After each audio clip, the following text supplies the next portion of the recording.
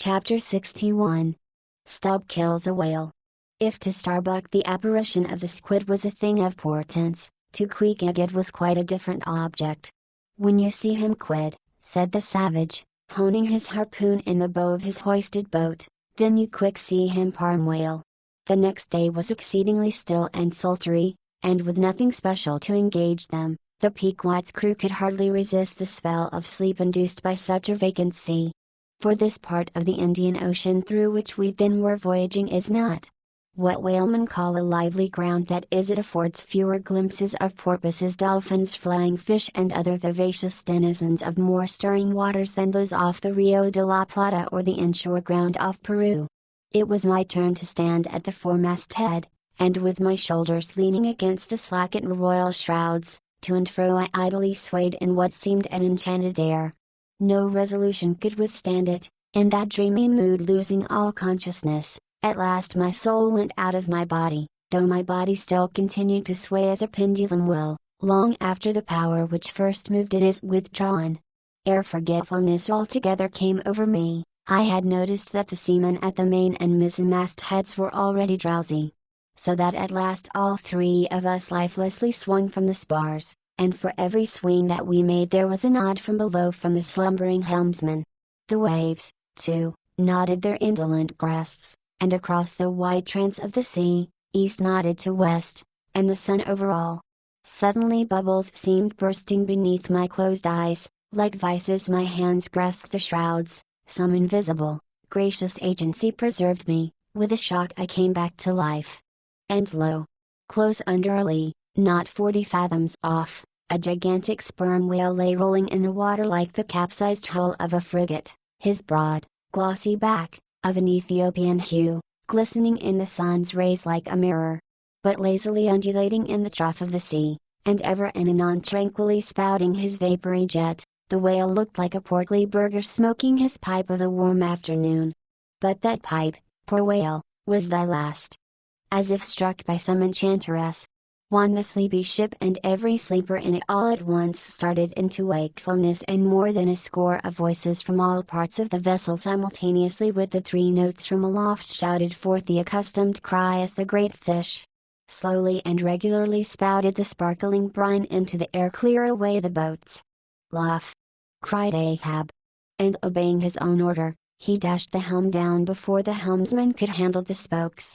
The sudden exclamations of the crew must have alarmed the whale, and ere the boats were down majestically turning he swam away to the leeward, but with such a steady tranquility and making so few ripples as he swam that, thinking after all he might not as yet be alarmed, Ahab gave orders that not an oar should be used and no man must speak but in whispers. So seated like Ontario Indians on the gunwales of the boats, we swiftly but silently paddled along, the calm not admitting of the noiseless sails being set.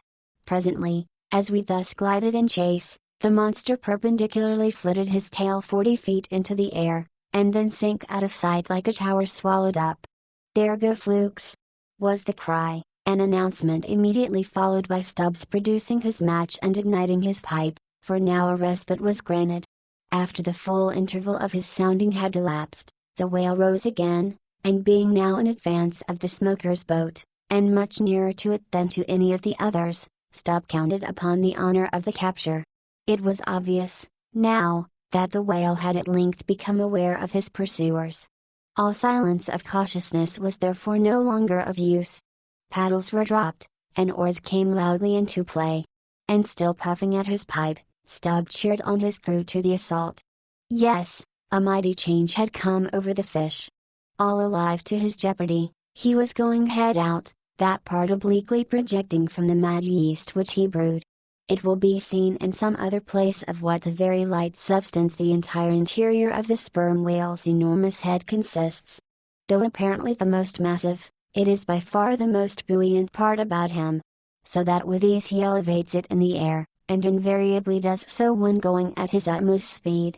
Besides, such is the breadth of the upper part of the front of his head, and such the tapering cutwater formation of the lower part, that by obliquely elevating his head he thereby may be said to transform himself from a bluff-bowed sluggish galliot into a sharp-pointed New York pilot boat. Start her, my men! Don't hurry yourselves, Take plenty of time but start her like thunderclaps, that's all, cried Stubb, spluttering out the smoke as he spoke. Start her, now, give him the long and strong stroke, Tashko. Start her, Tash, my boy, start her, all, but keep cool, cucumbers is the word, easy only start her like grim death and grinning devils, and raise the buried dead perpendicular out of their graves, boys, that's all. Start her. Woohoo! Wahi! Screamed the gay-header in reply, raising some old war whoop to the skies, as every oarsman in the strained boat involuntarily bounced forward with the one tremendous leading stroke which the eager Indian gave. But his wild screams were answered by others quite as wild. Ki-hee! Ki-hee! Yelled Daggoo, straining forwards and backwards on his seat, like a pacing tiger in his cage. Kala! Kilu! Howled Queequeg, as if smacking his lips over a mouthful of grenadier steak. And thus with oars and yells the keels cut the sea. Meanwhile, Stubb, retaining his place in the van, still encouraged his men to the onset, all the while puffing the smoke from his mouth. Like desperadoes they tugged and they strained, till the welcome cry was heard, stand up, Tashko.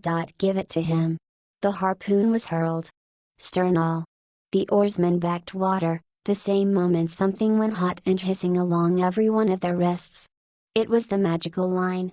An instant before, Stubb had swiftly caught 2 additional turns with it round the loggerhead, whence, by reason of its increased rapid circlings, a hempen blue smoke now jetted up and mingled with the steady fumes from his pipe. As the line passed round and round the loggerhead, so also just before reaching that point it blisteringly passed through and through both of Stubb's hands, from which the handcloths or squares of quilted canvas sometimes worn at these times had accidentally dropped. It was like holding an enemy's sharp 2-edged sword by the blade, and that enemy all the time striving to wrest it out of your clutch. Wet the line! Wet the line! Cried Stubb to the tub oarsman him seated by the tub, who, snatching off his hat, dashed seawater into it. More turns were taken, so that the line began holding its place. The boat now flew through the boiling water like a shark haul fins. Stubb and Tashko here changed places, stem for stern, a staggering business truly in that rocking commotion. Partly to show the indispensableness of this act, it may here be stated, that, in the old Dutch fishery, a mop was used to dash the running line with water. In many other ships, a wooden piggin, or bailer, is set apart for that purpose. Your hat, however, is the most convenient. From the vibrating line extending the entire length of the upper part of the boat, and from its now being more tight than a harp string, you would have thought the craft had 2 keels, one cleaving the water, the other the air, as the boat churned on through both opposing elements at once. A continual cascade played at the bows, a ceaseless whirling eddy in her wake, and, at the slightest motion from within, even but of a little finger, the vibrating, cracking craft canted over her spasmodic gunwale into the sea. Thus they rushed, each man with might and main clinging to his seat, to prevent being tossed to the foam, and the tall form of Tashko at the steering oar crouching almost double, in order to bring down his center of gravity. Whole Atlantics and Pacifics seemed past as they shot on their way, till at length the whale somewhat slackened his flight. Haul in, cried Stubb to the bowsman. And, facing round towards the whale, all hands began pulling the boat up to him, while yet the boat was being towed on. Soon ranging up by his flank, Stubb firmly planting his knee in the clumsy cleat, darted dart after dart into the flying fish at the word of command, the boat alternately sterning out of the way of the whale's horrible wallow, and then ranging up for another fling. The red tide now poured from all sides of the monster like brooks down a hill.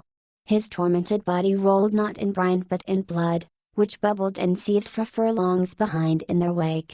The slanting sun playing upon this crimson pond in the sea, sent back its reflection into every face, so that they all glowed to each other like red men. And all the while jet after jet of white smoke was agonizingly shot from the spiracle of the whale. And vehement puff after puff from the mouth of the excited headsman, as at every dart hauling in upon his crooked lance by the line attached to it, Stubb straightened it again and again by a few rapid blows against the gunwale, then again and again sent it into the whale. Pull up. He now cried to the bowsman, as the waning whale relaxed in his wrath. Pull up. Close to. and the boat ranged along the fish's flank. When reaching far over the bow, Stubb slowly churned his long sharp lance into the fish and kept it there, carefully churning and churning, as if cautiously seeking to feel after some gold watch that the whale might have swallowed and which he was fearful of breaking ere he could hook it out. But that gold watch he sought was the innermost life of the fish.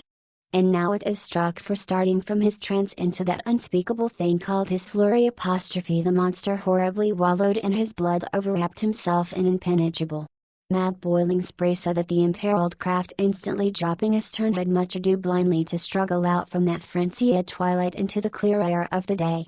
And now, abating in his flurry, the whale once more rolled out into view, surging from side to side, spasmodically dilating and contracting his spout hole, with sharp, cracking, agonized respirations. At last, gush after gush of clotted red gore, as if it had been the purple lees of red wine, shot into the frighted air, and falling back again, ran dripping down his motionless flanks into the sea. His heart had burst. "He's dead, Mr. Stubb," said Daggoo. Yes, both pipes smoked out. And withdrawing his own from his mouth, Stubb scattered the dead ashes over the water, and, for a moment, stood thoughtfully eyeing the vast corpse he had made.